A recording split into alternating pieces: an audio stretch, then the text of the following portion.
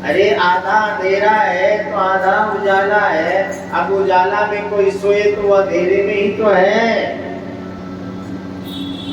जैसे 12 घंटा रात है, अब 12 घंटा का दिन है। भगवान ने कहा 12 घंटा सोना, 12 घंटा काम करना। अब वो जो है 12 घंटा नहीं 18 घंटा सो रहा है, तो 19, 20, 21, 22, 23, 24, तो 6 घंटा 5 घंटा ही तो उसको मिलेगी काम करने के लिए। तो उसको 5 ही घंटा का आनंद मिला जीवन का। तो इसलिए दुख कब बढ़ जाती है, जब हम ज्यादा सोते हैं तो कम समय मिलती है हमको काम करने का, और कम समय हमको मिलती है प्रगति करने का, सुख भोगने का कम समय मिलती है। सोने में कोई किसी ने सुख भोगा है क्या? सोने से तो सुख मिलता है। सोने में किसी ने सपनों में आम खिलाया, बड़े चूसे, जैसे आंखें खुला पता चला ये आम तो नहीं था, ये तो सपना। हम तो रात को 1 किलो आम अकेले खा गए थे। आप जब 1 किलो खा गए तो हमने कहा तो अब तो शुगर हो गया होगा। तो डॉक्टर के पास गए सपने में, तो उसने कहा शुगर मिल है। हमने कहा तो क्या करना पड़ेगा? कहा तक 5 किलो खाना पड़ेगा। बताओ 5 किलो खाएंगे तो रहेंगे नहीं हम, कर पाएंगे? हमारे कहने का तात्पर्य है, जरा इसको ठीक से सुनिए। अंधेरा अगर आपका 16 घंटा 18 घंटा का अंधेरा है, बड़े दुख है, तो क्यों है? उसके लिए दरबार में जाइए, भगवान की भक्ति करिए, भगवान की उपासना करिए, पूजा करिए, अर्चना करिए, जाप करिए, तो क्या हो जाएगा? जो 18 घंटा आपका दुख है, वो दुख घटकर कितना हो जाएगा? 12 घंटा हो जाएगा। कहीं तपोनिष्ठ हो गए तो 12 घंटा भी समाप्त हो जाएगा, सदा उजाला ही उजाला रहेगा, दिन ही दिन रहेगा। हम सिंगापुर कथा करने गए थे, हमें पता ना चले कब सूरज डूबा, कुछ पता ना चले। जब मैं देखूं वहां का देखा जाए 12 बजे रात को, तो भी लोग काम कर रहे हैं, रातों दिन परमानेंट खुला है दुकान। कुछ समझ में न आए। अरे जैसे स्टेशन की दुकान लगभग रात दिन दोनों खुली है, तो महाराज क्या हुआ? आप लोग जितना अगर तपोनिष्ठ हो गए तो तेरे ऊपर अनिष्ट नहीं होगा किसी तरह से। और तपोनिष्ठ कैसे होंगे? सदा सततम भजस्व लोकान धर्मान, सारे को छोड़कर सदा भजस्व, सततम लगातार वही काम करना पड़ेगा, एक ही काम करना पड़ेगा तो सिद्धि मिल जाएगी। नहीं तो आज जूता सी रहे हैं, अकाल जो है क्या करें, पेंट खरीदने बेचने लगे, और परसों जो है जीरा का दुकान खोल लिए, तरसों कपड़ा का दुकान खोल लिए। एक कार्य हम नहीं सदा करते हैं, इसलिए उसमें इजाफा नहीं होता है, वो नहीं सही होता है। इसलिए जो काम करते हैं अनवरत उसको करते रहिए। अगर भजन करते हैं तो उस भजन को निरंतर करते रहिए। अगर निरंतर आप भजन करेंगे तो सिद्धि प्रसिद्धि जरूर मिलेगी। जय हर हर महादेव।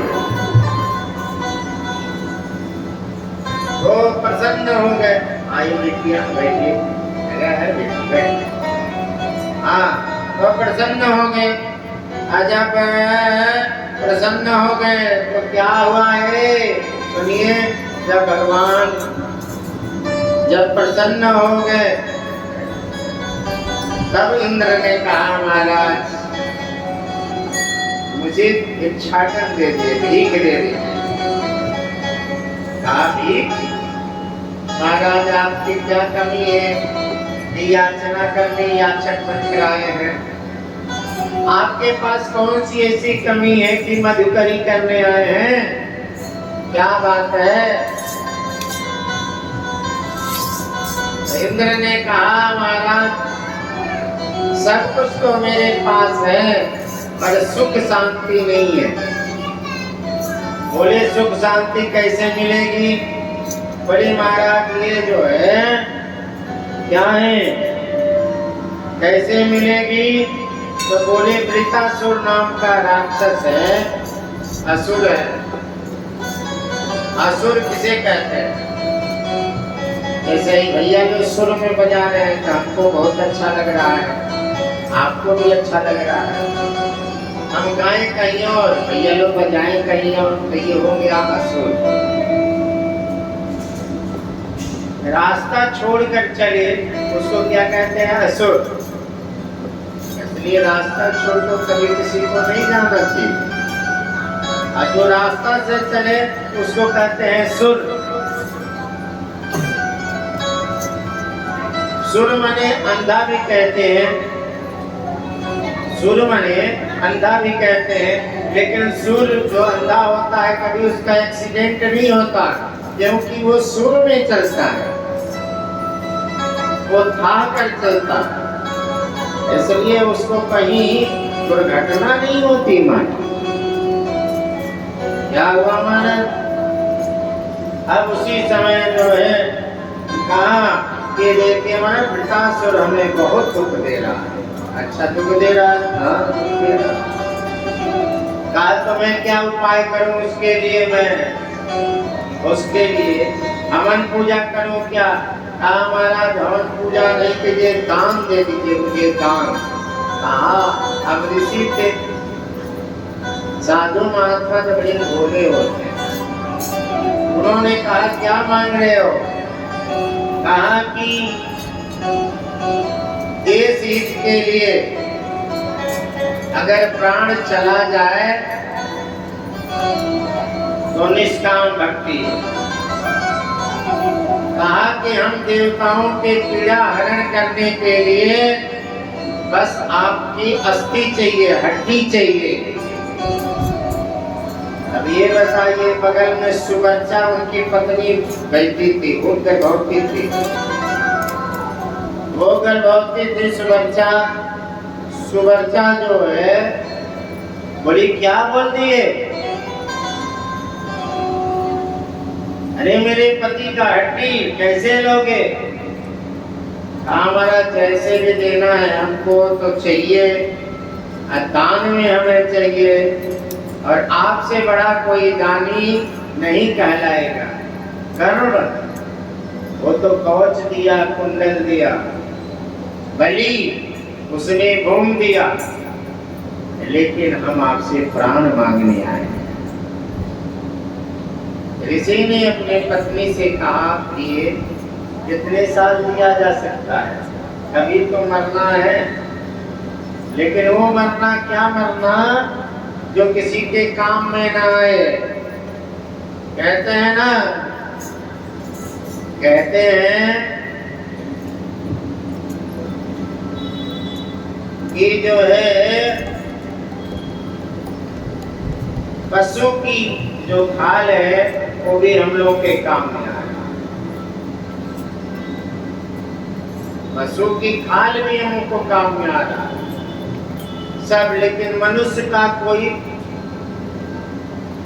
काम में आ रहा है नहीं आ रहा है। उन्होंने कहा नहीं, ये नश्वर मिट्टी में मिल जाएगा, उससे बढ़िया है अजर अमर हो जाएगा। सुबर्चा ने कहा महाराज मैं गर्भवती हूँ। मैं सुबर्चा किसका नाम था? दधीची ऋषि की पत्नी का नाम। कहा मैं तो गर्भवती हूँ। कहा महाराज हमारी पत्नी गर्भवती हो, बालक हो जाने दो तो हमारा जो है अस्थि ले जाना। कहा महाराज इधर एक पर भी जीना भी जो है दुश्वार हो गई है। गर्भवती तो आपकी पत्नी है, न किया को मारा। अपना काम बनाने के लिए जो है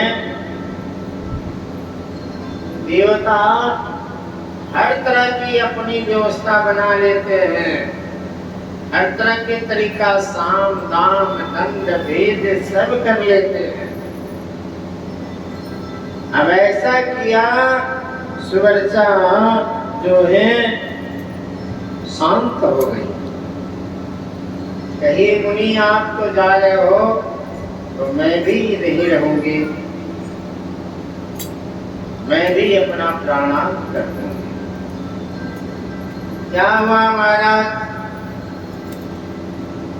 दधीचि ऋषि ने सुवर्चा से कहा, धन्यः चास्ति मये बन्धन्यम्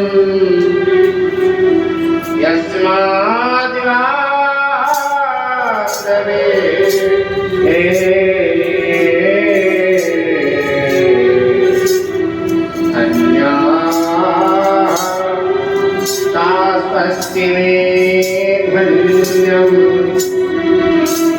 बच्चा मेरी ये शरीर धन्य हो जाएगी अगर देवताओं के काम में ये हड्डी आ जाएगी तो ये धन्य हो जाएगी। अब सुवर्चा शांत हो और उन्होंने, आप कभी जाना नैमिषारण्य तीर्थ अगर जाना यार तो बगल में ही मिश्रित तीर्थ है, वहां जरूर जाना।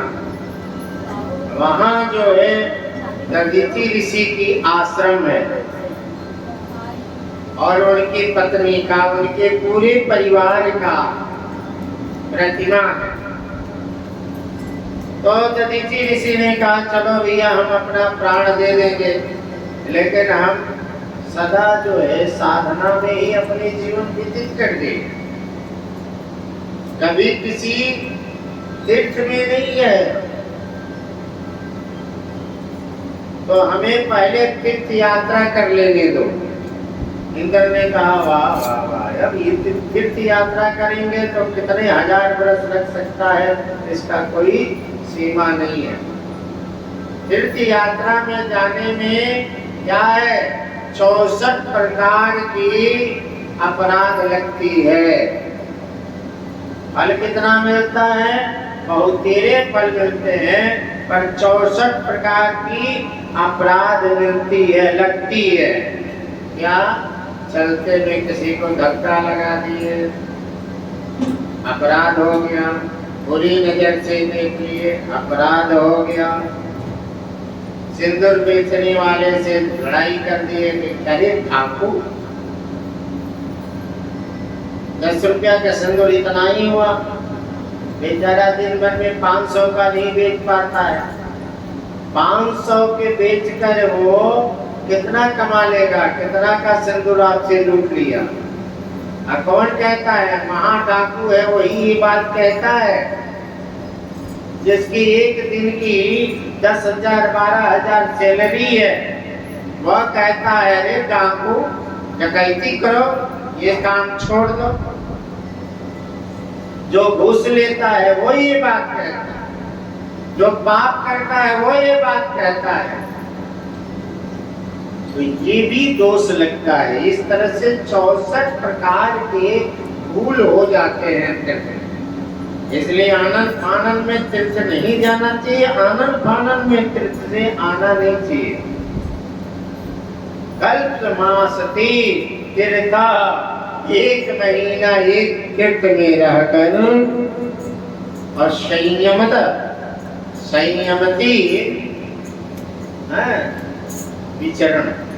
विचरण करिए, संयम से विचरण, उद्विग्नता से नहीं। और तीर्थ का मतलब क्या है? तीर्थ अर्थात लगातार उस पर ब्रह्म परमेश्वर की भजन होती रहे तो तीर्थ का लाभ है। नहीं तो समझ लीजिए घर से भी बदतर है, न घर मिला न धार। इसलिए तीर्थ में बड़े संयमित रहना पड़ता है। क्या हुआ महाराज? विष्णु भगवान ने क्या किया, उसी समय जो है अपने चरणों से गंगा को बहा दिया। बाबा भोलेनाथ ने अपने सर की जटा से गंगा को बहा दिया। गंगा में कितने तीर्थ हैं? कितने तीर्थ हैं?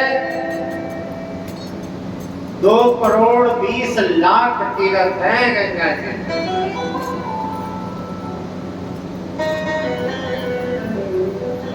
इसलिए जो है गंगा मैया का सदा स्मरण करना चाहिए। बोलिए हर हर गंगे, हर हर गंगे।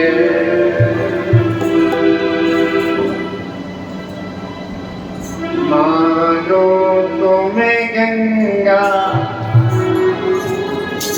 ना मानो तो अमृत। मानो तुम्हें गंगा हो, ना मानो तो बहता पानी। मानो तुम्हें गंगा हो, ना मानो तो बहता पानी। जो सजन की धरती का, जो सजन की धरती को मैं प्यार की निशानी। मानो तुम्हें गंगा हो, ना मानो तो बहता पानी। हर हर गंगे, हर हर गंगे, हर हर गंगे, हर हर गंगे, हर हर गंगे, हर हर गंगे, हर हर गंगे, हर हर गंगे। मानो तुम्हें गंगा हो, ना मानो तो बहता पानी। मानो तुम्हें गंगा हो, ना मानो तो बहता पानी। जो सजन की धरती का, जो सजन की धरती का मैं प्यार की बहानी। मानो तुम्हें गंगा हो, ना मानो तो बहता पानी। मानो तुम्हें गंगा हो, ना मानो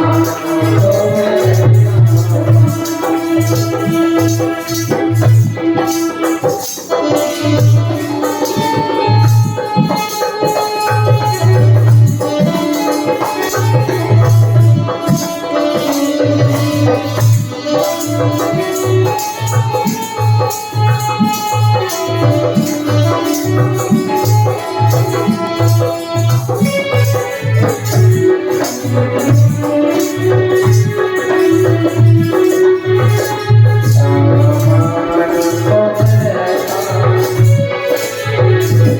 कोई वजू करे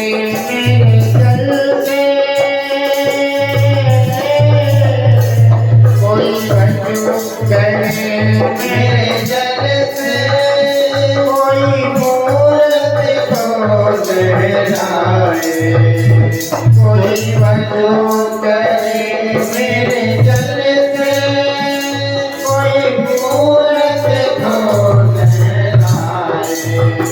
कहीं की चमड़ा होए, कहीं पंडित प्यास बुझाए। कहीं की चमड़ा होए, कहीं पंडित प्यास बुझाए। ये जात धर्म के झगड़े, ये जात धर्म के झगड़े इंसान के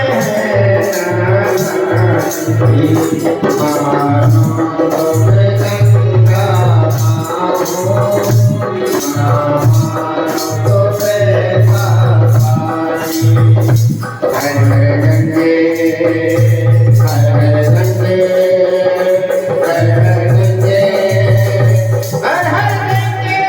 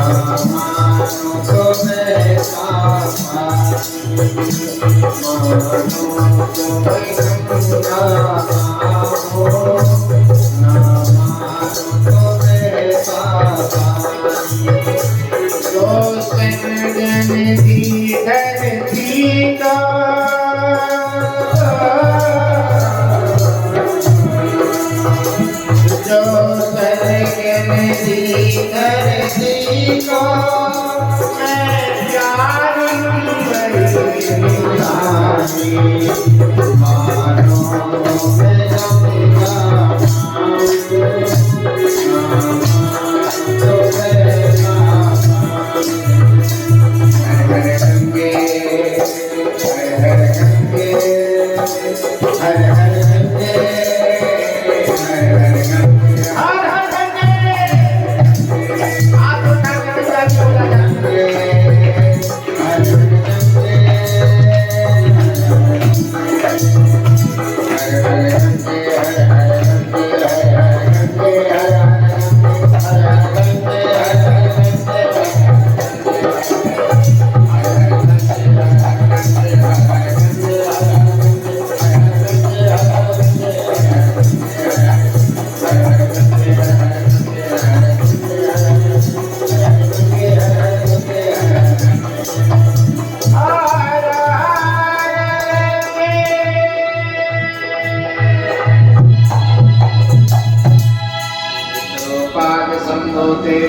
गंगा त्रिपतिगामिनी प्रेते विख्यात पाप महर्षिहाने। साधारण बात है क्या गंगा जी को साधारण समझते हैं? वहाँ बहती है उसी समय जो है क्या हुआ, नदी बहती है, लेकिन उस नदी को नहीं, भगवान विष्णु ने जब अपने नख से निकाला गंगा को, यमुना को, सरस्वती को, कावेरी को, गोदावरी को, नर्मदा को, सिंधु को, सबको, क्षिप्रा को भगवान ने निकाला और निकाल कर ये जो है सरोवर बनाया। क्या बनाया हो? सरोवर बनाया। आज भी आप विश्वास नहीं करो, गंगा जी का थोड़ा पानी ले लेना और थोड़ा उस सरोवर का पानी ले लेना। हम अनुभव किए हैं इसलिए कह रहे हैं। हमारे में एक बीमारी है, पढ़े तो वैदिक ब्राह्मण, लेकिन अंदर से विज्ञान की खोज में बहुत लगे रहते हैं। हम वो श्लोक कभी नहीं बोलते हैं जो अभी मर्यादित नहीं है। अमर्यादित श्लोक नहीं जानना चाहते हैं। जब तक हम जान नहीं लेते हैं इसका गुण और गुण क्या है, तब तक हम उस चीज को व्याख्या नहीं करते। तो मैंने लाया था, कथा करने गया था, तो मैंने वहां से लाया। जब मैंने सुना कि ये गंगा वो गंगा में कोई अंतर नहीं, तो अपने वहां तो गंगा जल भरा जाता है पूरा, पूजा की सामग्री खूब बनती है अपने वहां, शुद्ध सामग्री। अभी तो सोनी मिश्रा ने लाया था, क्या घी लाया था जलाने के लिए। जब घी निकाला गया तो उससे इतना खुशबूदार दुर्गंध आई, इतना खुशबूदार दुर्गंध आई कि मैंने अब सोचा अब मैं क्या कर सकता। आजकल हमारे पूजा पद्धति को नाश करने के लिए अशुद्ध चीजों को कुछ लोग भर कर बेच रहे हैं, उनको डर नहीं है। हमको तो डर है भाई, आपके पास घी इतना है तो थोड़ी सी बत्ती को थोड़ी देर के लिए जला लो, कड़ू का तेल है उसका जला लो। अब तो तिल का तेल में जो है सुपर ऑयल, व्हाइट ऑयल डालकर,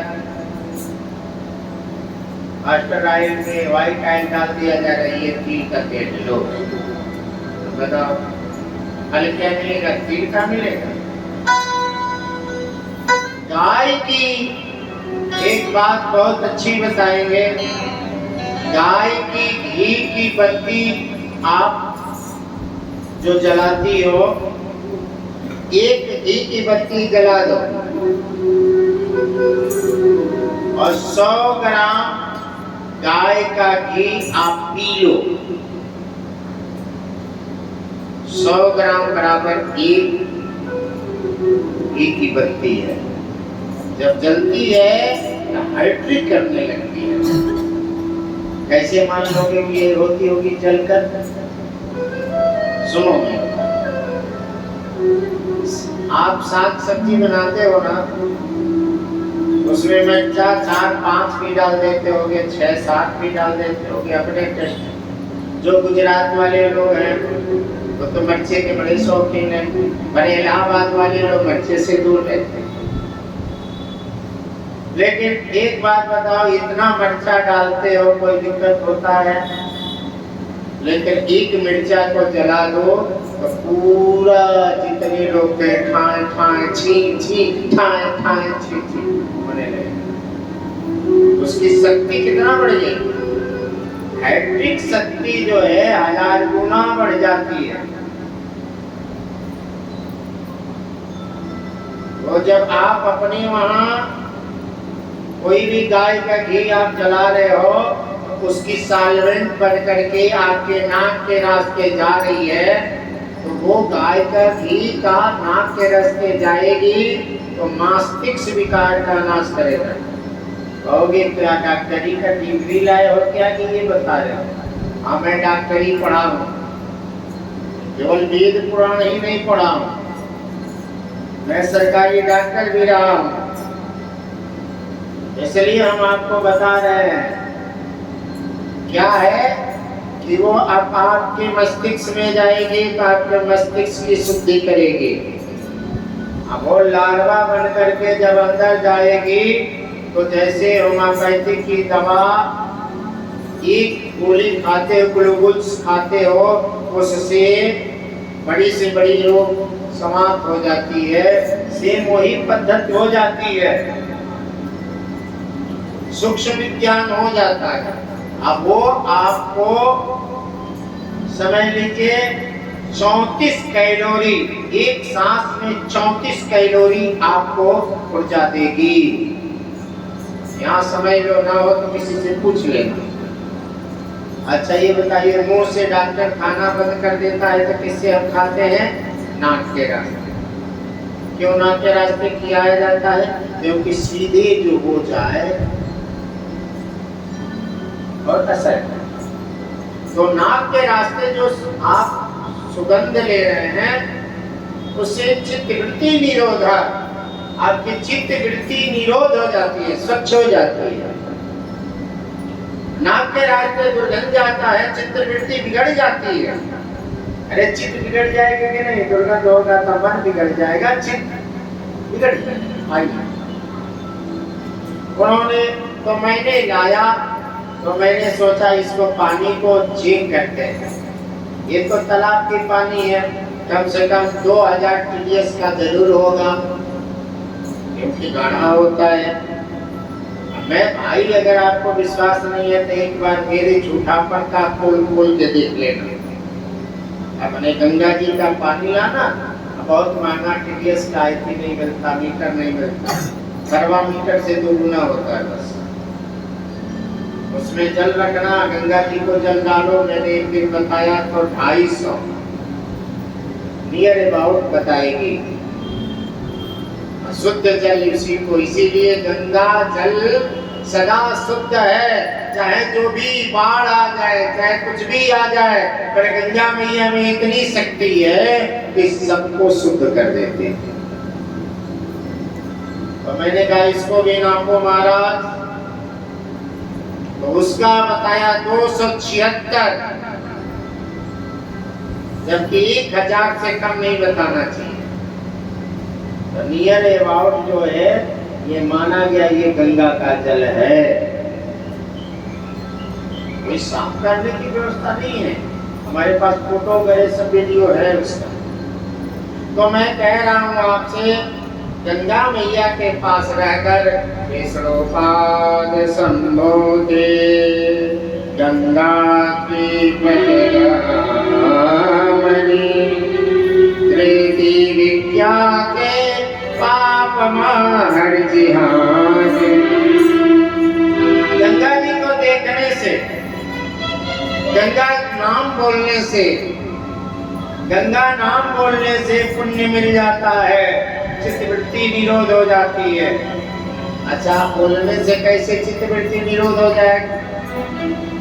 जैसे आम, पका हुआ आम, कपूरी या दशहरी नाम बोलते हैं या चौसा नाम बोलते हैं तो मन बिगड़ जाता है कि बन जाता है? बन जाता है। और गंदा नाम बोलते हैं तो मन बिगड़ जाता है। उसी तरह से गंगा जल अगर नाम लिया जाता है तो चित्तवृत्ति निरोध हो जाती है, स्वच्छ हो जाती है। अब वही कहा जाता है सीवर का पानी, कह दिए आप लोग देखे नहीं, लेकिन सीवर का पानी कह दिए तो मन बन गया क्या? थोड़ा तो जरूर बिगड़ गया। तो इसलिए गंगा नाम लेने से फल प्राप्त होते हैं। दूसरी बात, गंगा दर्शन करने से उसकी दोगुना लाभ मिलती है। गंगा मैया जाइए, आप दर्शन करिए। अब देखिए, कोई गंदा चीज आप देख लेते हैं गंदी चीज तो मन बिगड़ जाता है, और कोई अच्छी चीज देख लेते हैं तो मन बच जाता है। तो देखने से भी गंगा जल, देखने से भी देखने से भी मन बन जाता है। बोले हर हर गंगे। उसके बाद से आते हैं महाराज पीने से। गंगा जल पीने से, गंगा जल नहीं, स्नान कृत्वा, गंगा जल स्नान कृत्वा, गंगा जल की स्नान करने से क्या फल होता है वो बताएं? गंगा जल से आप स्नान करो तो कुछ लोग तो आडंबर फैला दिए हैं। क्या कहते हैं गंगा जल में अभी स्नान करेंगे खुजली हो जाएगा? ना बाबा, ऐसा मत सोचो, खुजली नहीं हो जाएगा। क्या हो जाएगा? तुम्हारा शरीर जो है पवित्र हो जाएगा। क्या है? पवित्र हो जाएगा। ओम अपवित्र पवित्रो वा सर्वा अष्टांगतो विवा या स्मरेत पुंडरीकाक्षा स ब्रह्मा वेंकटेशः। ओम पुरात पुंडरीकाक्षा, पुरात पुंडरीकाक्षा, पुरात पुंडरीकाक्षा। तो क्या है बहने? क्या है भक्तों? गंगा जी का, अब शिव पुराण का ही बात चल रही है, अन्यथा का बात नहीं चल रही है। गंगा जल में स्नान करने से क्या हो जाता है? पुंडरीकाक्षा शुद्ध हो जाते हैं। आप पवित्र हुआ, अगर आप पवित्र है तो पवित्र हो जाते हैं। अब उसमें ये न देखे कि लाश दहरा है कि क्या दहरा है, नहीं, जितना है औषधि है गंगा मैया। फिर जलपानस्य, जल को पान करने से गंगा जलपानस्य मोक्षं प्रदात्। अगर गंगा जल पीते हैं तो मोक्ष की प्राप्ति हो जाती है। इसलिए हर हर गंगे, हर हर गंगे, हर हर गंगे, हर हर गंगे।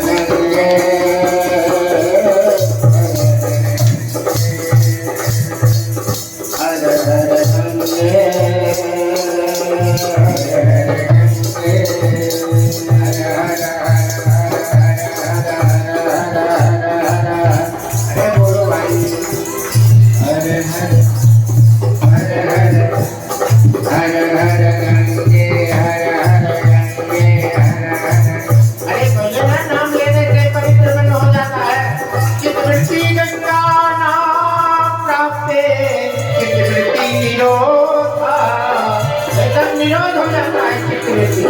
हर हर गंगे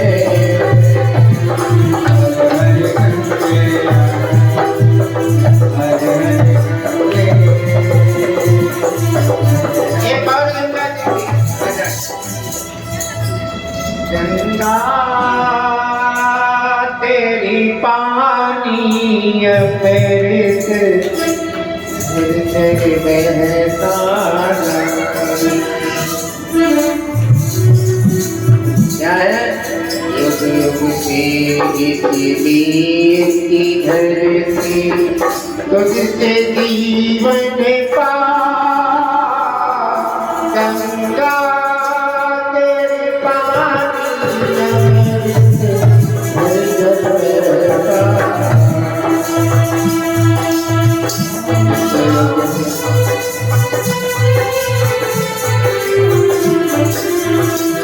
गंगा तेरा पानी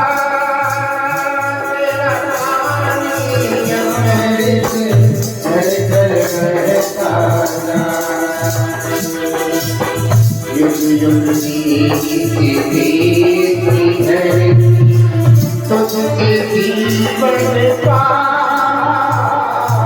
गंगा तेरा पानी अमृत घर घर बहता इस युग से धरती है रुक जा गंगा तेरा पानी अमृत घर घर बहता युग युग की धरती तुझके गाँव बढ़ जा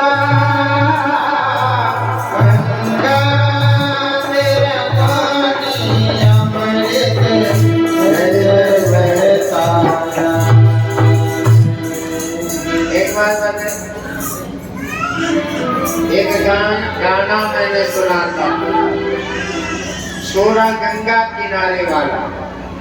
इसका मतलब आप लोग जाने? छोरा गंगा किनारे वाला, ये तो फिल्मी भजन है, लेकिन इसका मतलब बता दें, जो गंगा के किनारे रहते हैं वो दिख जाते हैं, उसकी बॉडी छरहर होती है। लेकिन ये गंगा की कछार का है, ये पुलिस का जवान, ये मिलिट्री के जवान कहते हैं। गंगा तो साधारण नहीं जाते हो, दर्शन नहीं करते हो, पर हवा गंगा से निकलती है, जो हवा आपको सिंचती हुई चली जाती है हर हर गंगे। तो भगवान विष्णु ने क्या किया? एक गंगा मैया को बुलाया, सारे तीर्थों को बुलाया। कितना बुलाया वहीं पता चला बहना कि कितने तीर्थ होते हैं। 2 करोड़ 20 लाख तीर्थ हैं गंगा जी में। कितना है? 2 करोड़ 20 लाख। अब क्या हुआ महाराज? अब उसमें जो है दधीचि ऋषि स्नान किए, स्नान करके 2 करोड़ 20 लाख जो है तीर्थों का फल प्राप्त किया। फिर उन्होंने प्राण को अपान में, अपान का उदान में, उदान का समान में, समान का ज्ञान में, ऐसे प्राण अपान उदान समान ज्ञान। समझिए, प्राण यहाँ 7 चक्र की बात नहीं है, 5 प्राण की बात है। प्राण को प्राण अपान उदान समान ज्ञान, प्राण को अपान में लगाए, प्राण को नाभि में आए, अपान में आए, उसके बाद से उदान, उदान माने उदर में आए। उदान के मतलब समान, समान में आया, हृदय में आया। अंतिम में व्योम माने होता है आकाश, व्योम माने होता है खोपड़ी, खोपड़ी में उन्होंने अपने प्राण को चढ़ाए और प्राण चट से निकला, बाहर हो गया। और एक ग्रंथ में निकला है वो प्राण जो है हड्डियों में चली गई, प्राण जो है हड्डियों में चली गई।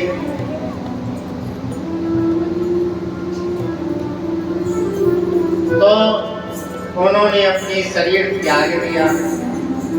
अब क्या हुआ, सुवर्चा जो थी गर्भवती थी, क्या थी, सुवर्चा जो थी गर्भवती थी, और सुवर्चा गर्भवती थी तो सुवर्चा ने कहा नहीं, अब हम जो है इस शरीर को त्याग देंगे। क्या करेंगे, हम इस शरीर को त्याग देंगे। उन्होंने क्या, धन्य हम चास्ति, अस्थि धन्य है, क्या बात कहा, धन्य हम चास्ति, मेरी अस्थि मन हड्डी धन्य है, मेरे धन्य, धन्य में धन्य है। जरा सुनिए श्लोक को, धन्य हम चास्ति में धन्यम धन्य, मेरी धन्य है ये हड्डी, धन्य है। कहा है सुवर्चा, यस्माद् वा प्रवेशे, जो ये हड्डी संसार के देवताओं के कार्य में आ रही है। ये हमारा शरीर धन्य है कि हम किसी की सेवा में कार्य आ रही है। कोई बीमार है बहना, कोई बीमार है, अब उसको हमने हॉस्पिटल तक पहुंचा दिया तो उस दिन तुमको ये आत्मा कहेगी तुम धन्य हो। और कोई बीमार है और देख कर मुंह फेर के चले गए तो आत्मा तुमको गाली देगी, धिक्कार है, आगे बढ़ गया, यहाँ बगल वाली बीमार है। तो कहते हैं धन्य में धन्य, मेरे धन्य से धन्य है ये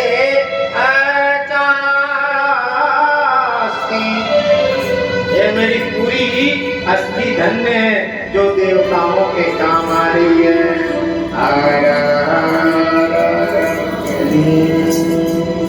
आप एक बात समझ लो बाबा, तुम इस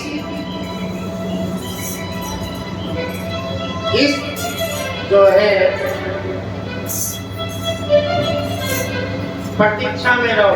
जरा सुन लो, ये बहुत बड़ी बात बोल रहा, इस प्रतीक्षा में रहो कि अगर मेरे पास कुछ धन है, सेठ जी बैठ जाइए, अगर मेरे पास कुछ धन है और किसी नंगे का ढक दिया, इससे अवसर का मौका खोजो कि कोई नंगा मिल गया, इस अवसर को मौका खोजो, कोई भिखारी मिल गया, इस अवसर का कभी मौका खोजो कि कोई भूखा मिल गया, इस अवसर का कभी मौका खोजो कि कोई प्यासा मिल गया, और इस अवसर का मौका खोजो कि कोई बीमार मिल गया। अवसर को जाने मत देना, बस इस पर जोरदार ताली होना चाहिए। कभी न जाने देते। उसके वहां सरस्वती की आवाज होता है, लक्ष्मी की आवाज होता है, माँ दुर्गा जो है क्या है, माँ दुर्गा जो खंडक लेकर रक्षा करती है। उसके वहां मैं जो कह रहा हूँ शास्त्र बोल रहा हूँ, इसलिए मौका के चक्कर में रहो कि मेरे भाई के वहां अगर कोई गलती हो गया, कोई दुख हो गया, तो तुरंत पहले अपने भाई, पटीदार, रिश्तेदार, पड़ोसी, इस दुनिया को करो। यहाँ तो माँ भूखे मरती है और दुनिया में खैरात करने का डंका बजवाते हैं हम लोग। कहाँ है हम सुधरेंगे, बोलो, जग सुधरेगा, हम सुधरेंगे तब जग सुधरेगा, हमारा सुधार हो जाएगा। पहले हम अपना धन बना ले, पहले हम अपना कल्याण करें। क्या हुआ हमारा, जो सुवर्चा ने क्या किया, ये जाकर जो है वो गर्भवती थी। अब कितने दिन की थी, 7 महीना का गर्भवती थी। अपने बालक को योग के द्वारा निकाल दिया। और 7 महीना के बच्चे को योग के द्वारा बालक को निकाल कर, और पीपल की तंद्रा थी, पीपल की गंदरा थी, उसी में बच्चे को दे दिया और दे दिया। और उसके बाद से जाकर चिता सजाकर अपने स्वाहा हो गई। बोले सुवच्चा मैया की जय।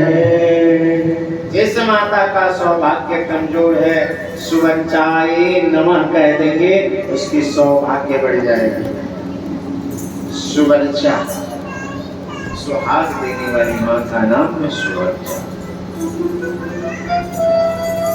हम इधर जो है ऋषि जो है, क्या हुआ, इधर का ऋषि के ऋषि को जो है शरीर के आगे हड्डियां निकली, हड्डी से क्या बने, 3 शस्त्र बने। क्या, पहला शरीर की हड्डियों से वज्र बना जो इंद्र ने ले लिया, गांडीव बनी, पिनाक बना, सारण बना, ये 3 धनुष बने। अरे सुनिए हो, 3 धनुष बने। अब क्या है, गांडी जो है वरुण देव के पास चली गई और जो है पिनाक जो है, क्या हुआ, पिनाक जो है बाबा भोलेनाथ के पास मिल गया और सारण धनुष जो है भगवान विष्णु को मिल गई। वही गांडी जो है, जब अर्जुन ने तपस्या किया तो अग्निदेव प्रकट हुए। अग्निदेव ने प्रकट होकर वरुण देव से गांडीव धनुष दिलाए। और जब गांडीव धनुष अर्जुन को मिला तो महाभारत के युद्ध जीत दिए, पर उनको अभिमान हो गया। और जब गांडीव जब वरुण को वापस कर दिए तो अपने बल पर अभिमान हो गया अर्जुन को। अर्जुन तो क्या हुआ, गोपियों को लेकर आ रहे थे, कहाँ, हस्तिनापुर। रास्ते में उनका न तीर न कमान न बाण कोई काम नहीं किया महाराज, सब गोपियों को भिल्लों ने लूट लिया। उस ऋषि की तपस्या में वो दम था जिससे गांडीव चिताता था, सारंग भगवान के हाथ की शोभा बढ़ाती थी और जो है पिनाक भगवान शंकर के हाथों को सुशोभित करते थे महाराज। क्या हुआ, अब जो है उसके बाद से अब तो पिनाक बन गया, गांडी बन गया, वज्र बन गया, सांग बन गया, सब सारंग धनुष बन गया। अब इधर जो है वृतासुर से युद्ध हुई, और जैसे वृतासुर से युद्ध हुई वैसे वृतासुर मारा गया। बोलिए हर हर महादेव। वृतासुर मारा गया। यहाँ छोटा बालक है, पीपल का पौधा होता है, जो फल होता है मुंह में गिर जाता था, उसी को खाता था। सम्मी वृक्ष है, सम्मी वृक्ष का पत्ता जो है फूल गिर जाता था, उसी को खाकर जब बड़ा हुआ तो बड़ा हुआ। नारद जी आए, उसे निकाले, उसका नाम पड़ा पिपलाद ऋषि। क्या नाम पड़ा हो, पिपलाद ऋषि नाम पड़ गया। और पिपलाद ऋषि ने पूछा कि मैं क्या कारण था कि मेरी बहुत सी ऐसी ग्रह की दोस्ती, बहुत सी ऐसे ग्रह मेरे ऊपर कुपित हो गए कि मैं क्या बन गया, मैं माता पिता का सुख नहीं पाया। भैया, जो माता पिता का सुख नहीं पाया रहता है वो जानता है कि किसका है। माता पिता का सुख से वंचित जो रहता है वो प्रेम जानता है। क्या हुआ महाराज, उन्होंने कहा, नारद जी ने कहा, तुम्हारे ऊपर शनि की बकरी थी। सुनिए, बड़ी आनंदमय कथा। शनि तुम्हारे ऊपर बकरी था। हाँ, शनि मेरे ऊपर बकरी था। तपस्या किया और शनि को श्राप दे दिया। शनि, मैं बालक था, मेरे ऊपर तूने अपना सर दिखा दिया। अब शनि जो है टेढ़े हो गए, अब शनि परेशान भगवान अब क्या करें, जलने लगे। तभी जो है देवताओं ने जाकर जो है, शनि महाराज भी तो देवता ही है,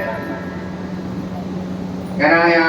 तो उन्होंने कहा सुनो, 5 साल के अंदर गर्भ में 9 महीना का बालक रहेगा, उस पर कभी भी आपका बकरी नहीं होंगे, ग्रह का प्रभाव नहीं पड़ेगा। शनि ने कहा नहीं पड़ेगा। कहा मुझे पीपल ने मेरी रक्षा की, असम्मी पत्र ने मेरी रक्षा की, इसलिए जो ब्रह्म बेला में शनिवार को जाकर पीपल के वृक्ष के नीचे जल चढ़ाकर सिंचन करेगा, उसके ऊपर शनि दोष नहीं लगेगी, उसके ऊपर शनि दोष नहीं लगेगी। दूसरा कहा जो सम्मी पत्र शनि जाकर तुम सम्मी में जाकर वास करो, सम्मी पत्र चढ़ाएगा जो भोलेनाथ के शिवलिंग पर, उस पर सम्मी शनि का दोष नहीं होगा। और क्या है, कहा कि सम्मी के वृक्ष, सम्मी का पुष्प, सम्मी का जो आपके ऊपर शनि है, तो सम्मी का जो है जड़ का या डंठल आप शनिवार को काले धागे में दाहिने तरफ बांध लीजिए, शनि दोष समाप्त हो जाएगा हमारा। यहाँ तो शनि दोष हो जाता है, तो जो पंडित जी से अगर गए, पूछे पंडित जी मेरे देखो ना कौन सी दोष चल रही है, अब आप शनि बकरी है, अब तुम कुछ नहीं पाओगे। एक था हो गया पंडित जी के पास, सुनो पंडित जी के पास गया, बोला पंडित जी मेरी तो ग्रह बहुत खराब चल रही है।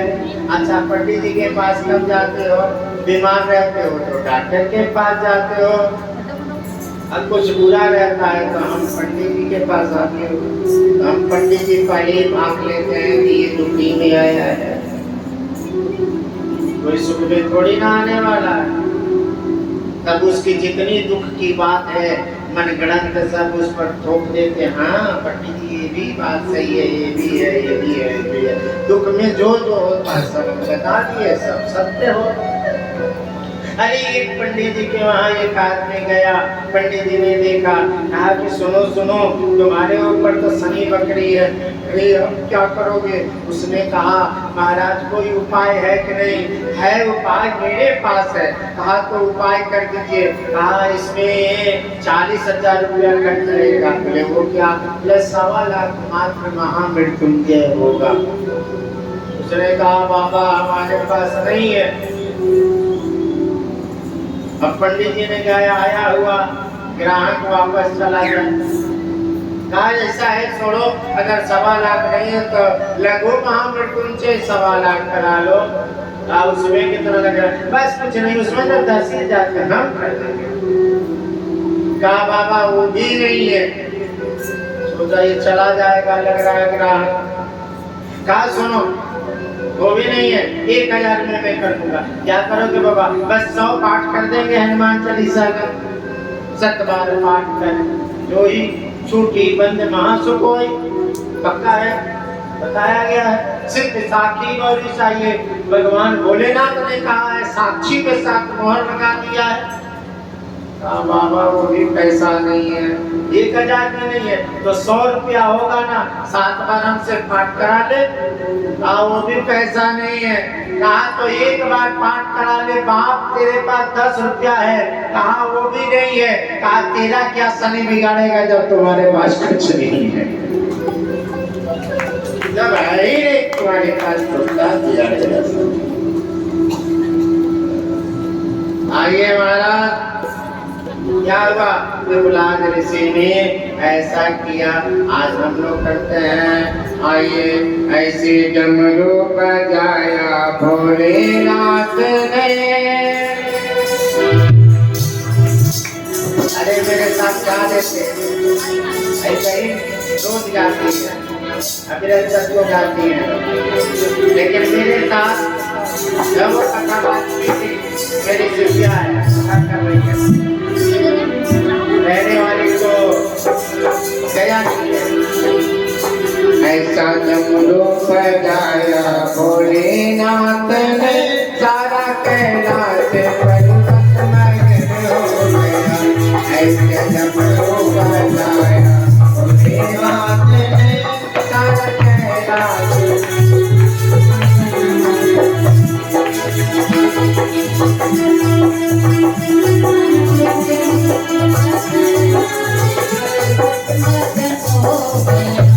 ऐसा डमरू बजाया भोलेनाथ ने सारा कैलाश पर्वत मगन हो गया। ऐसा डमरू बजाया भोलेनाथ ने सारा कैलाश पर्वत मगन हो गया। डमरू को सुन के कान्हा जी आए, डमरू को सुन कर कान्हा जी आए, राधा जी आए, राधा रानी, राधा जी आए, संगे राधा आए। संगी होगा, संगी होगा, हो गया। ऐसा डमरू बजाया भोलेनाथ ने, ऐसा डमरू बजाया हो गया।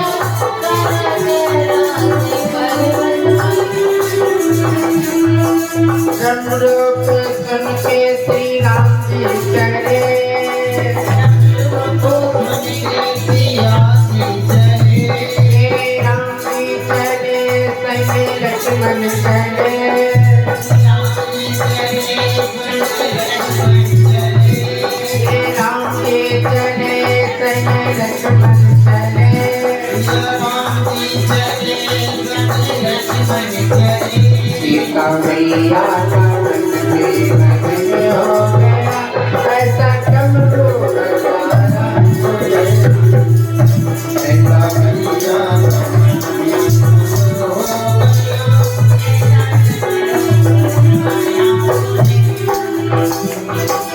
डमरू के सुन के ब्रह्मा जी चले, डमरू के सुन के ब्रह्मा जी चले, डमरू को सुन के ब्रह्मा जी चले, डमरू को सुन के ब्रह्मा जी चले, ब्रह्मा जी चले संगे विष्णु चले, ब्रह्मा चले संगे विष्णु चले, हाँ ब्रह्मा चले संगे विष्णु चले, ब्रह्मा चले संगे विष्णु चले। मैया का मन में मगन हो गया। ऐसा डमरू बजाया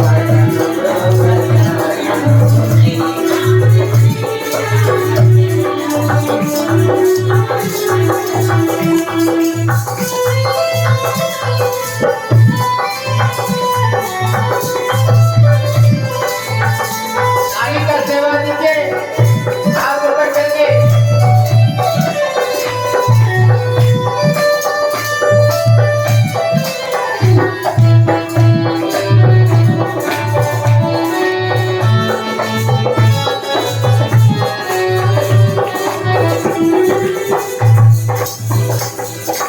डमरू के सुन के गंगा जी चली, डमरू के सुन के गंगा जी चली, डमरू को सुन के गंगा जी चली, डमरू के सुन के गंगा जी चली, गंगा जी चली संगे यमुना चली, गंगा चली संगे यमुना चली, गंगा जी चली संगे यमुना चली, गंगा चली संगे यमुना चली।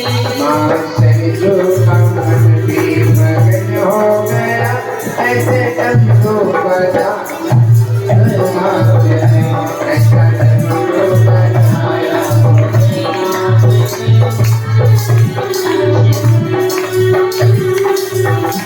ऐसा डमरू बजाया भोलेनाथ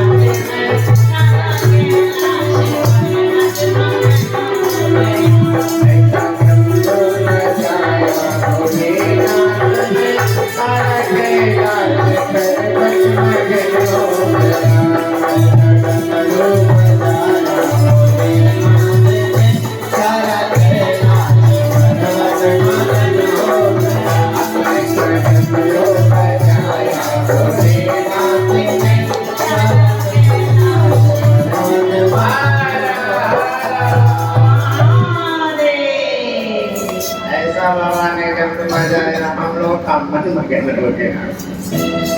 आइए तो अब दूसरी कथा थोड़ा एक और सुनते हैं। हर हर महादेव, हर हर महादेव, हर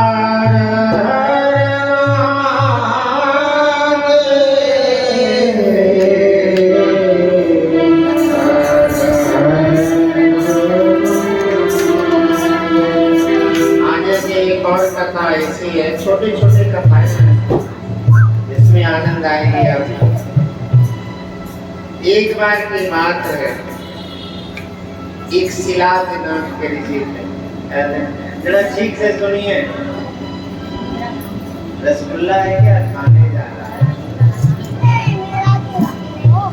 सुनो भैया, हमारी बात तो सुन ले। एक सिलाद नाम के महात्मा थे। सुनो, शिव पुराण जो है श्रवण माने बार बार कहते हैं, श्रवण माने सुनने वाली मास है। श्रवण मास, श्रावण मास, खूब सुनो, इसका बहुत फल होगा। क्या है? सिलाद महात्मा थे, उन्होंने मन में ठाना हम अयोनित पुत्र पैदा करेंगे। अयोनित जो मां के गर्भ से नहीं होगा, अपने यज्ञ से मैं पैदा करूंगा, और यज्ञ से नहीं पैदा करूंगा वो कभी मरेगा नहीं। ऐसी है। अब जो है 10,000 वर्ष तक जो है उन्होंने क्या किया? नमः शिवाय, ओम नमः शिवाय, ओम नमः शिवाय, ओम गाई बस उसी समय जब आहुति डाल रहे थे, उसी समय एक जो है बालक उत्पन्न हो गया। अब आयोजी भगवान शिव से मांगा कि भगवान कभी मरे नहीं, ऐसा बेटा दीजिए। क्या हुआ हमारा? जरा इस कथा को ठीक से सुनना। अब उसके बाद से जो है क्या हुए कि बालक हुआ, योगी बड़े खुश हुए सिलाद जैसे। लेकिन एक दिन मित्र बरुड़ा नाम के ऋषि आए। आप देखो महाराज, पंडित जी आते हैं तो बस उनकी नजर बड़ी रहती है। अरे यहाँ सीढ़ी बन गई है, यहाँ नहीं होना चाहिए, यहाँ शौचालय क्यों हो गया, यहाँ घर क्यों हो गया, ये बड़ी परेशानी होती है। अब जो आपने बीमारी नहीं थी वो बीमारी पैदा कर दी। अब टेंशन में रहो, घर बन गई है तो टूटेगी नहीं। अरे महाराज, उसकी सीधी सादी है, वास्तु मंत्र नागपुष्टम समारूढ़म सुबृहत्तम महामणम पदालनायकम देवम वासुदेवाय नमो नमः। ये छोटी सी मंत्र है, उससे करके उसके जहां लगाना है उसके सामने शीशा लगा दो। नहीं तो एक और मंत्र है, देव सिद्धिं महाभागा देवानां कार्यार्थम विश्वकर्मा नमस्तुभ्यं सर्वाभीष्ट प्रदायकम। अगर किसी का घर नहीं बन रहा है, किसी का घर नहीं बन रहा है तो ये मंत्र, देव सिद्धिं महाभागा देवानां कार्यार्थम विश्वकर्मा नमस्तुभ्यं सर्वाभीष्ट प्रदायकम, उसका घर बन जाएगा।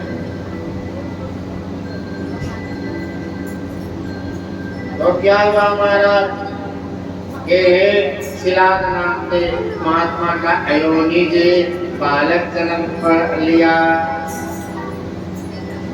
लेकिन जब आए मित्र बनोड़ा ऋषि आए तो उसने कहा रे ये किसका बेटा है?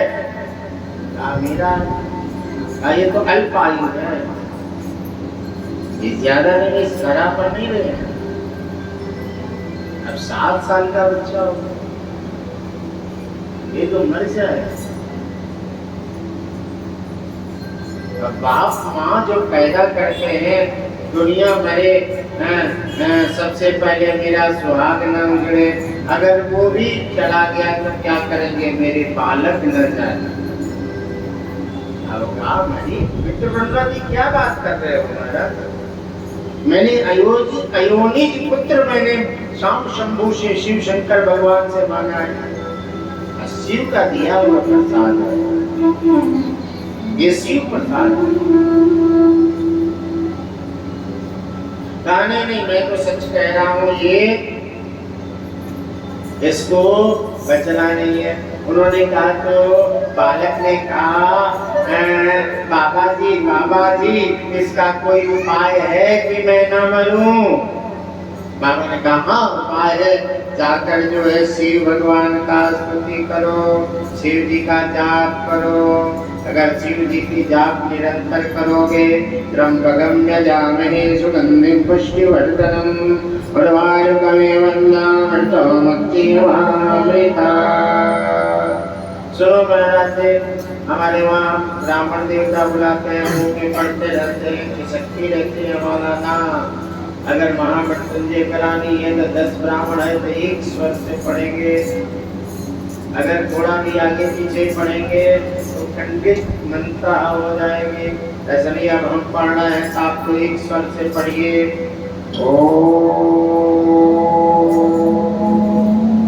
त्र्यंबकं यजामहे सुगंधिं पुष्टिवर्धनम् उर्वारुकमिव वन्दनात् मृत्यो मोक्षीयमामृता। कितना मंत्र हो गया बताओ? जितने हम लोग हैं उसको जुड़ गया ना तो 100 है तो 100 मंत्र हो गया। अब 100 मंत्र कैसे हो गया? 100 आपको, 100 आपको, 100 आपको, 100 आपको, 100 आपको नहीं, 99 सबको मिला। कैसे मिला? हम एक बोल रहे थे, अब बाकी आप लोग चुप थे क्या? आप लोग ये बोल रहे थे तो कितना मंत्र हमारे कान को सुनाई दी? कितना फल मिला? 99 का। समझ में आ रहे हो तो समझो, नहीं तो कोई बात नहीं। हमारे को तो कथा करने हैं, कि करोगे कि ना करोगे मुझको क्या पता। तो 99 फल प्राप्त होता। इसलिए आप जो आज देखो दीदी मेरी करती है, क्या करते हैं? यहाँ जो है पाठ करते हैं। कितने करते हो दीदी बता? कितने भाई कितने होता बोल देना। 15-20 लोग। 20 सुंदरकांड के 19 पाठ एक आदमी के घर जाता है,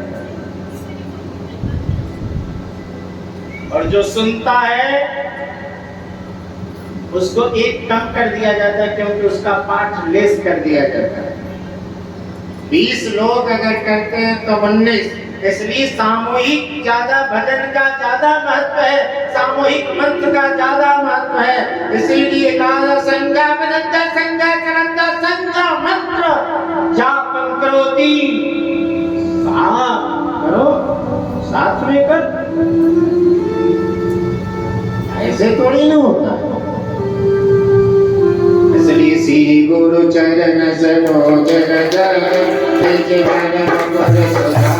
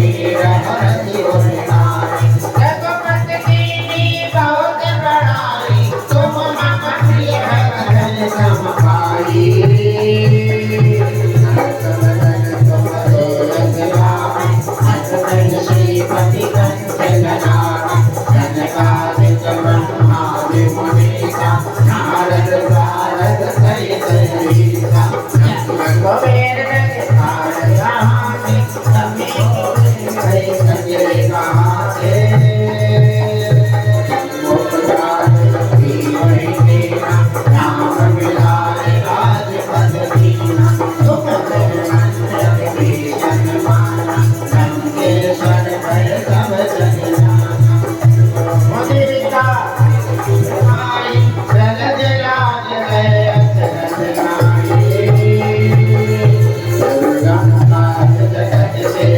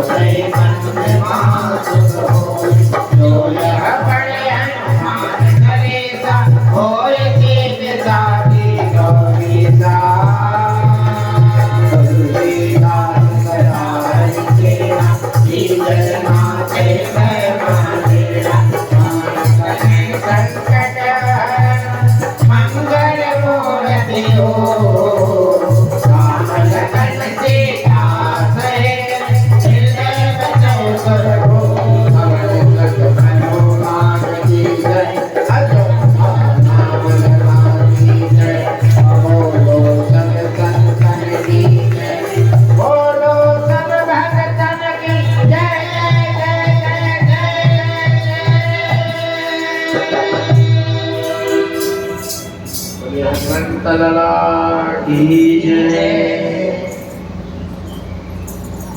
बताओ घर में कितना पाठ किया आपने? अब तो बताने की जरूरत नहीं है दरकार में। केवल हमने नहीं पढ़ा, सब लोगों ने पढ़ा। इतना पाठ का फल हमें मिले।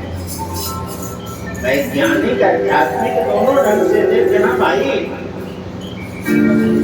बहुत तो अकेली चालीसा पढ़ते रहते नहीं, सामूहिक। कोई भी काम सामूहिक करोगे उसमें आनंद ज्यादा आएगा, अच्छा लगेगा। और वही नहीं, पुण्य ज्यादा। आइए, तो क्या हुआ? जाकर जो उन्होंने क्या है, भुवन नंदी नदी के किनारे उन्होंने तप किया। वो बालक जो अयोनिज, सुनो भाई, अयोनिज जो बालक शिलाद ऋषि का जो जन्म लिया था, वो गया ये भुवन नंदी नदी के किनारे जाकर उसने तप किया। जब तप किया तो उसी समय डमरू बजाते हुए महादेव देवादिदेव महादेव प्रकट हुए हो गए।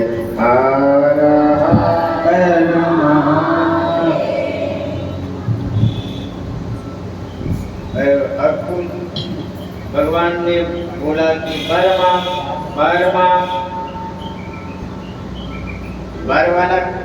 वर मांगने में हम लोग चुक जाते हैं।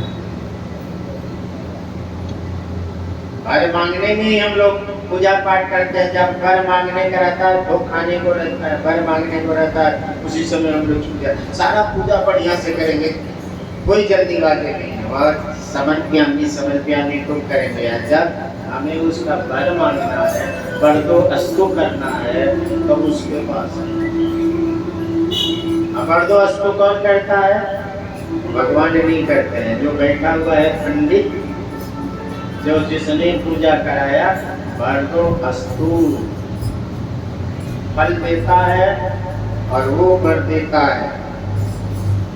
तो उसको जब दक्षिणा सही नहीं मिलेगा तो वर नहीं देगा, वो वर घर ले जाएगा, वर वाली को देगा। इसलिए सुनो भाई, पहले अच्छा बुरा बोल दो, पंडित जी को अंतिम में कुछ खुश करके ले, क्योंकि मृत्यु यज्ञ है दक्षिणा। यज्ञ जो है मरे हुए के समान है। कब? जब दक्षिणा पंडित को नहीं मिलता है तब। आइए महाराज, क्या हुआ? अब भगवान ने कहा वर मांग, खाट मांगे वर। मेरे पिता ने तो वर मांगा ही था, पर मैं अयोनिज वर मांगा था मेरे पिता। उसका क्या हुआ है भोलेनाथ? मैं इसलिए नहीं तपस्या कर रहा हूँ कि मुझे अयोनिज बना दीजिए, दीर्घायु बना दीजिए। हम ये पूछने के लिए कि जब हम तपस्या करेंगे तो आपको तो आना ही पड़ेगा। हम पहले प्रश्न ही करेंगे, बाबा आपकी वरदान से कोई फायदा वैदा नहीं है, आपकी दवाई बर्दाश्ती काम नहीं करते। महाराज आपने तो कर दिया था मेरे पिता को, पर वो पर से क्या हुआ? मित्र बनों ने आके बस 7 साल का मेहमान है, तो मैं बस हमको बता दीजिए, वर अपने घर ले जाइए, मुझे बस बता दीजिए इसका कारण क्या है। सब देवादिदेव महादेव ने कहा कि सुनो, तुम मेरे अंश हो, तुम नंदी जो है भुवन नंदी के किनारे तुम तपस्या किए हो, आज से तेरा नंदी नाम पड़ जाएगा। अब मैंने मित्र गणों ऋषि को भेजा है, मैंने ये कहकर भेजा है कि जाकर और बता दो कि ये अल्पायु है। बाबा ऐसा क्यों किया? कहा अपनी सानिध्य बनाना था, सानिध्यों को दूसरा मतलब क्या कहते हैं? इसको तो नहीं, पर्सनल सेक्रेटरी बनाना था, पर्सनल सेक्रेटरी बनाना था। क्या बनाना था? बाबा भोलेनाथ का पर्सनल सेक्रेटरी कौन है? नंदी है। इसलिए किसी की बात सुनते उनते थोड़ी ना बाबा, बाबा तो मस्त रहते हैं, भांग पी कर। अब सेक्रेटरी जाता है, सेक्रेटरी को पता है कि कैसे कब इनका सीवास में कहाँ है, कहाँ सीवास है, उस अनुसार से सेक्रेटरी धीरे से कहता है। अब एक बात बताओ, बड़ा अधिकारी को दो लोग ड्राइव करते हैं, या तो उसकी पत्नी ड्राइव करती है, नहीं तो ड्राइवर बगल में बैठा रहता है, कान भरता रहता है। वो ठीक आदमी नहीं है साहब, मैंने सुना है, जरा सावधान रहिए। तो अच्छा आदमी है साहब, बता देते, ऐसे कान करता है। और नंदी जी क्या है?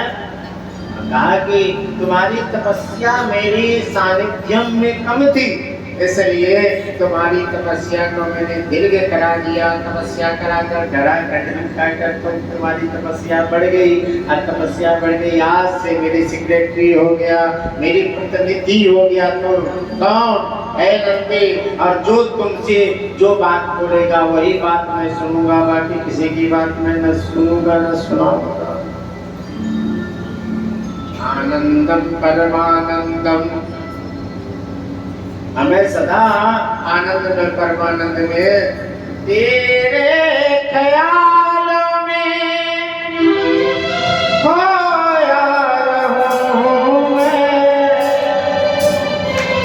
खोया रहूं तेरा।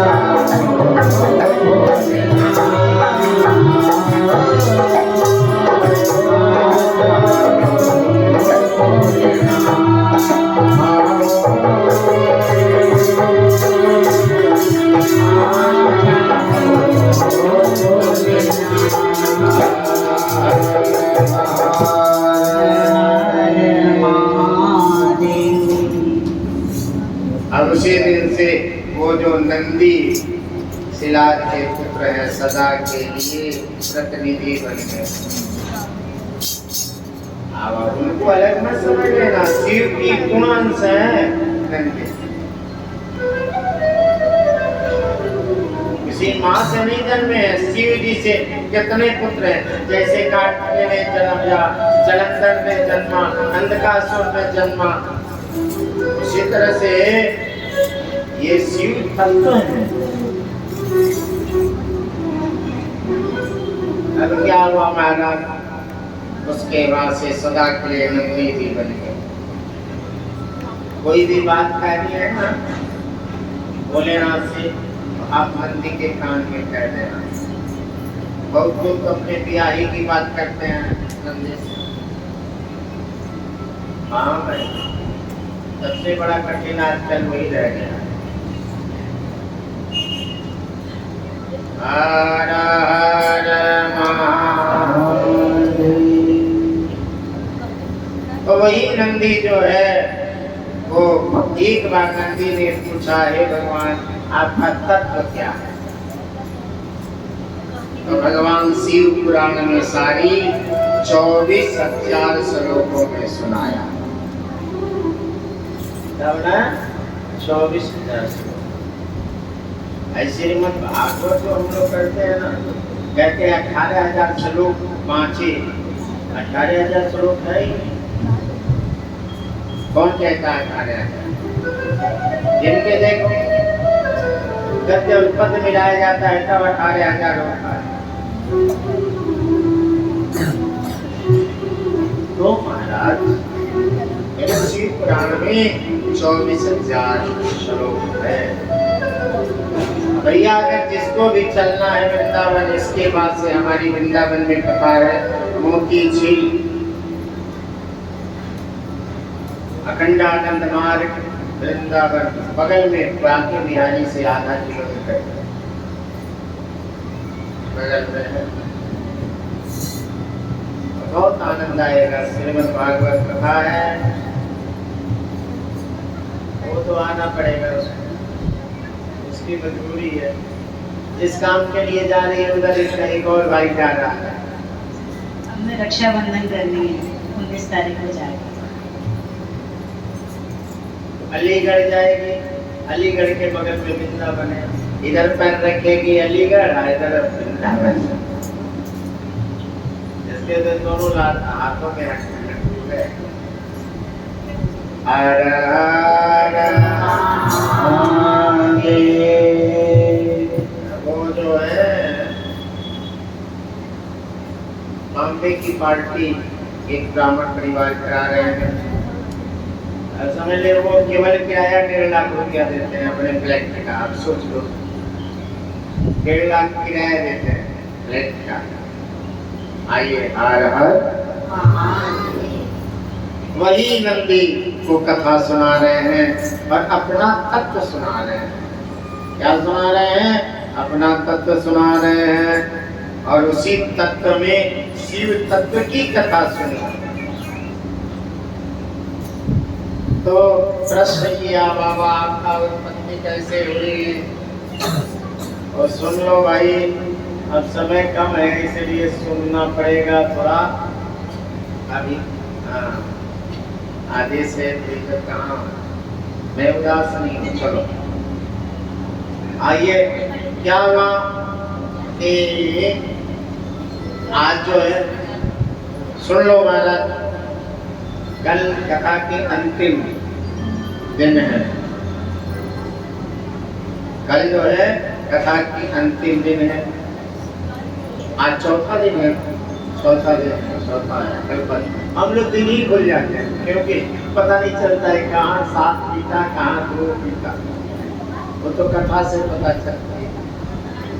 तो महाराज अच्छा ये काम करते ना तभी आप बहुत भीड़ होती, पर्ची निकालते तो बहुत भीड़ होती, लेकिन सारी कथा पर्ची ही में रह जाती। अच्छा देखो, जिसको सही में लेना है आज जरूर नाम लिखा देगा। किससे? नीलम जी से, नीरू जी से। जिसको महाराज जी से रुद्राक्ष सेवा में लेना है वो हमारे पास नाम लिखवा। और ज्यादा नहीं, क्योंकि केवल 20 लोग, 20 लोगों का 30 लोग हो सकते हैं, 50 तक हो सकते हैं, उससे ज्यादा है। नाम लिखा देना, क्योंकि मंत्र जो है कठिन है, उसमें शुद्धि अशुद्धि का ज्यादा ध्यान रखना पड़ता है। आइए, हर हर। कहा महादेव आपकी उत्पत्ति कैसे हुई? कहा ब्रह्मा विष्णु मिलकर मुझे पैदा कर दिए शिवलिंग के रूप में। कहा? अरुणाचल में मेरा अरुणोदय हुआ। अरुणाचल प्रदेश में भगवान जन्म लिया। अच्छा, फिर क्या हुई तो बताए कि सुनो, एक बार जो है दक्ष प्रजापति का पद पाए, उसके पहले उन्होंने माँ जगत जननी जगदम्बा अम्बा परम्बा की नवरात्र व्रत किए। जब नवरात्र व्रत किए तो उसमें 9वां दिन माँ अम्बा जब परम्बा प्रकट हो गई, अम्बा परम्बा जब प्रकट हो गई तो क्या हुआ, दक्ष को आशीर्वाद दी। रहे दक्ष, आशीर्वाद तो क्या चाहते हो? कहा माँ तू जगत की क्या है? माता ने बोला मैं तो जगत की माता हूँ। कहा एक बार मेरी बर्थडे दो कि मेरी बेटी के रूप में तुम जन्म दे दो। माँ अम्बा परम्बा जगदम्बा माँ पार्वती को वर देना पड़ा। दक्ष की 16 पुत्रियां थी, जिसमें जो है अंबिका के नाम से मां जन्म ली और बाद में उनका नाम सती पड़ गया। हुआ क्या महाराज, सती क्यों पड़ा? इसलिए पड़ा कि दक्ष यज्ञ करा रहा था, अब उस यज्ञ में बाबा भोलेनाथ को नहीं बुलाया था, माता पार्वती को, माता सती को भी नहीं बुलाया था। माता जी गई, आज जब माता जी गई और पति की अपमान माता जी ने सुना तो अपनी योग माया के द्वारा अपनी शरीर को जला दिया। यह बात जाकर जो है भूत भावन भोलेनाथ से बताई। शिवगण भगवान ने अपने जटा को पटका, अबीर भद्र नाम का एक रुद्र पैदा हो गया। आया दक्ष का वध कर दिया, दक्ष का वध कर दिया और सारी जितने भी साधु महात्मा गए थे, किसी का दाढ़ी निकाल लिया, किसी का चोटी नोच लिया, किसी का हाथ नोच लिया। क्या हुआ, हाहाकार मच गया यज्ञ में। जब दक्ष धरती पर गिरा तो उसकी पत्नी प्रसूति थी, प्रसूति रोने लगी। तब तक ब्रह्मा जी आ गए, विष्णु भगवान आ गए। अब ब्रह्मा जी से अपना सर पटक पटक के रोके अपने सौभाग्य की कामना करने लगे। ब्रह्मा जी लेकर चले। कहाँ? ब्रह्मा जी लेकर चले बाबा शिव के पास। आप लोग भी चलिए महाराज। ओम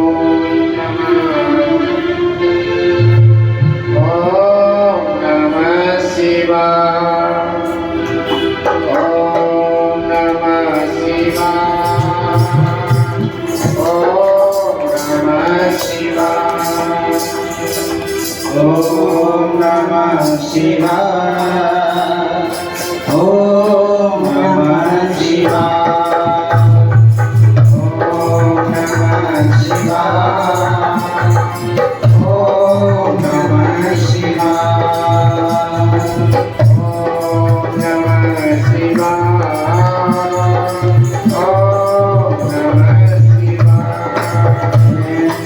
ओम नमः शिवाय, ओम नमः शिवाय।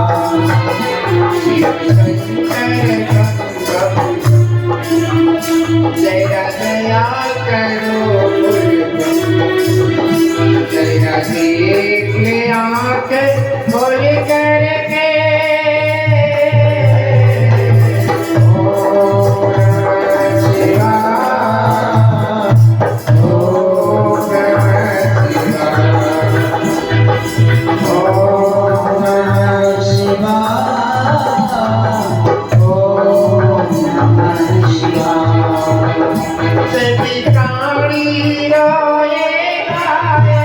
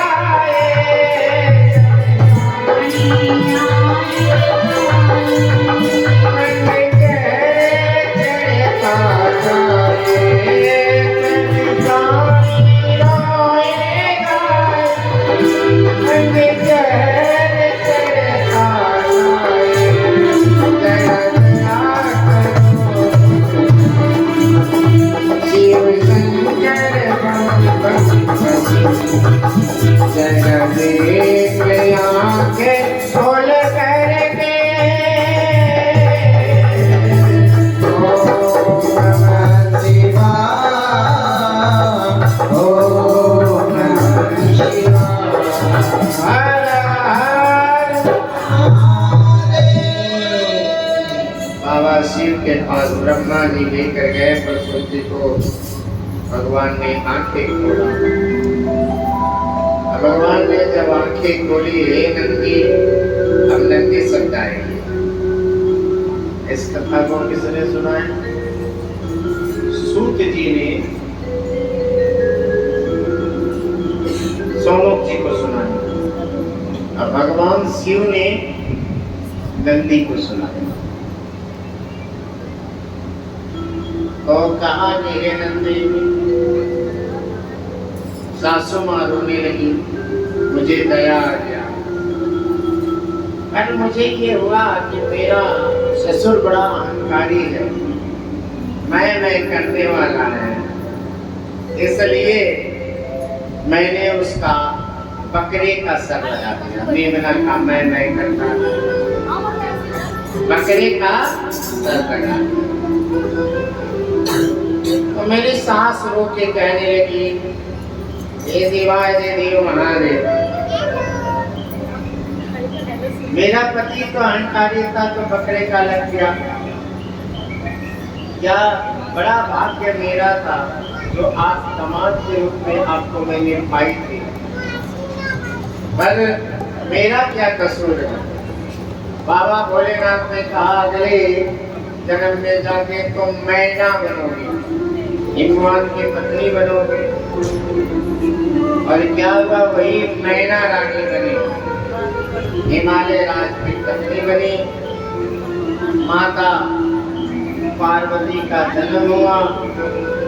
जब माता पार्वती जी का जन्म हुए तो क्या हुआ?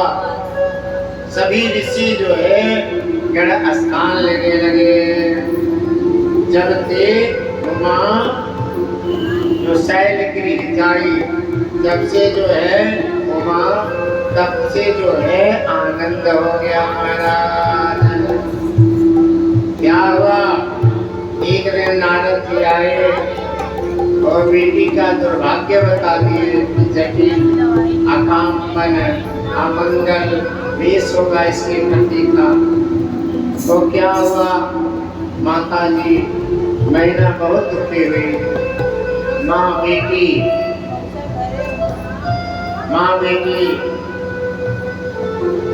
पार्वती जी ने कहा, माँ चिंता नहीं किया जाता है, तप बल रचयि प्रपंच विधाता। तप के बल से तो सारी सृष्टि का रचना करते हैं ब्रह्मा जी।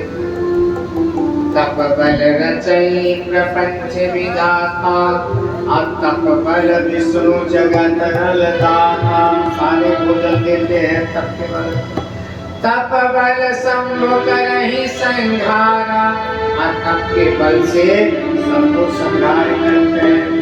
तप बल मही शेष धरे मही मारा, तप के बल से भगवान शेषनाग जो है इस धरती को मस्तक पर रखे हैं। वो कौन है? तप करनी है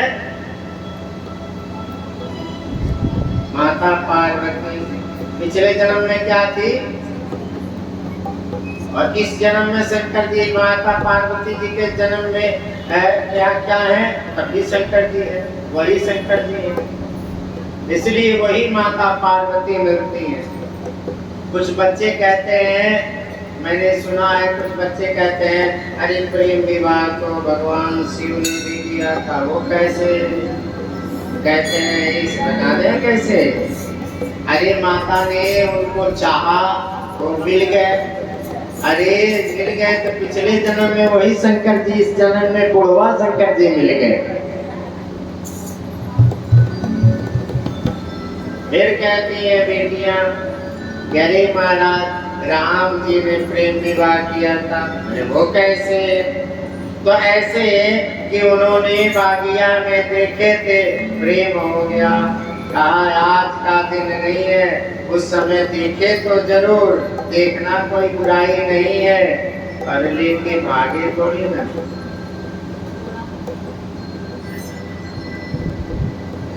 अपने आज की बेटी रहते क्या हमसे प्यार हो गया, ये धनुष वाली कहानी पिताजी खत्म कर, नहीं तो गला फांसी में लगाएंगे। माता कभी कहीं क्या सीता मैया के पिताजी आप बहुत लाडली हूँ, सुनिए धनुष की बात छोड़िए, मैंने एक पति देख लिया, नहीं कहा। तो प्रेम विवाह किसे कहते हैं? अब भी कहते हैं अरे कन्हैया जी तो प्रेम विवाह किए थे, इससे किए थे, ऐसा की बात है। तो महाराज देखिए, कहने का मतलब है आदमी अपने पर साधने लगता है, अपने पर नहीं साधा जाता है, और भगवान का इतना सामर्थ्य है कि वो कोई कुछ भी करे उनके लिए क्षम्य है, और हम कुछ भी करें तो हमारे लिए क्षम्य नहीं है। क्या हुआ महाराज? कई तपस्या करने, जब तपस्या पूरा हुआ 10,000 वर्ष तक तपस्या माने किया, तभी जो है गौरी कुंड, कहाँ है गौरी कुंड बताइए? 2 जगह गौरी कुंड है, एक तो केदारेश्वर है, एक जहाँ केदार जी है वहाँ है, उसमें उबलती हुई पानी है गौरी कुंड में। आप जो है पूड़ी बनाकर, लोहिया बनाकर डाल दो, 2 मिनट के बाद से पूड़ी फूल करके बाहर आ जाती है। पर उसमें लोग नहाते हैं, पहले बार नहाते हैं तो छाए से करता है, छाए करता है, अब उसके बाद से क्या होता है, अब उसके बाद से बाहर निकलने का मन नहीं करता। आजा बेटा, बाहर निकलने की इच्छा ही नहीं करती। हर हर महादेव। उसी गौरी कुंड से एक बालक का रुदन सुनाई दिया, माँ माँ माँ। मैया का तपस्या पूरा हो गया है, मैया भाग कर गई। जब मैया भाग कर गई तो भाग कर जाने के बाद से क्या हुआ, कैसे भाग कर गई, देखती है उस बालक का पैर जो है एक गिराह पकड़ा हुआ है, क्रोकोडाइल, मगरमच्छ पकड़ा हुआ है। माँ बचाओ बचाओ बचाओ। माँ ने कहा एक गिराह तो बालक को छोड़ दे, जितना मांस इस बालक में है उतना मैं अपने अंग को काट कर तुम्हें दे दूंगी। मैया मेरी पत्नी भूखी है, अरे गर्भवती, मैया हमें मांस नहीं चाहिए, या तो वो बोली है किसी बालक का मांस लाओ, या तो हम इस बालक को ले जाएंगे, नहीं तो 10,000 वर्ष कोई तपस्या किया हो उस तपस्या का पुण्य ले जाएंगे। मैया तो 10,000 वर्ष तपस्या करी थी। मैया ने कहा जाओ, मैंने किया है 10,000 वर्ष तपस्या, मैं तुमको आपने 10,000 वर्ष तपस्या को समर्पित करती हूँ, पर तुम इस बालक को छोड़ दो। जैसे कहीं छोड़ दो, उसी समय उस मगरमच्छ में से डमरू बजाते हुए महादेव प्रकट हो गए।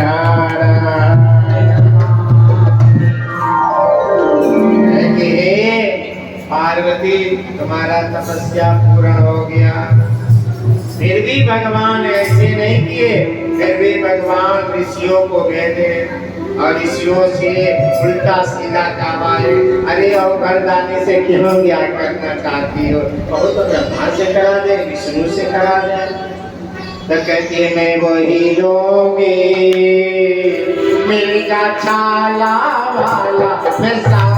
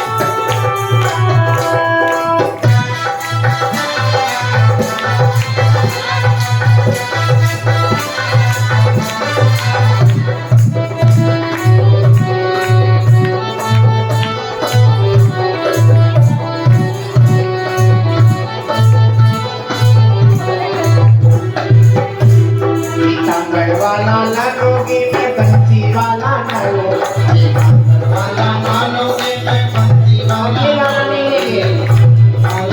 लोगे मैं बंसी वाला न लोगे मैं बालम मैं लोगे मिर्गा छाला वाला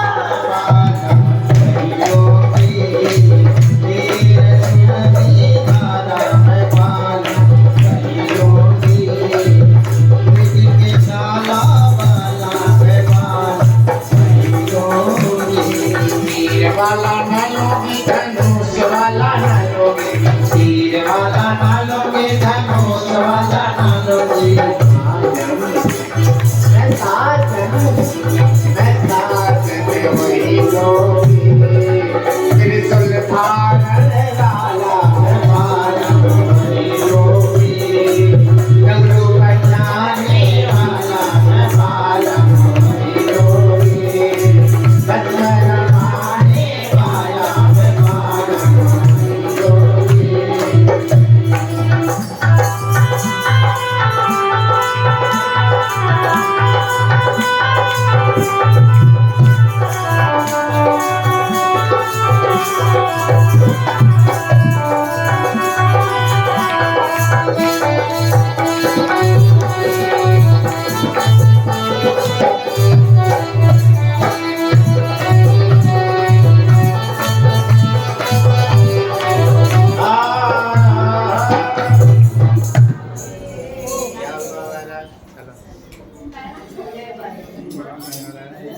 भगवान कह रहे हैं रात को ध्यान रखा है